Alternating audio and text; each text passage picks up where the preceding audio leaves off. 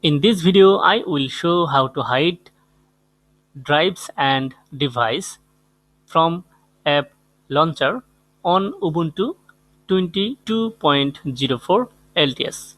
Let's get started. Open settings and then select appearance and then scroll down.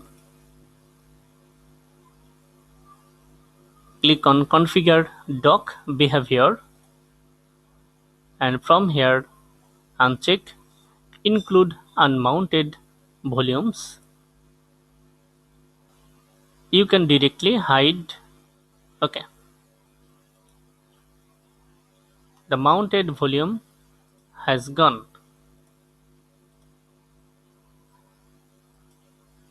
Okay, if you like this video, like, comment and share. Thank you so much for watching this video.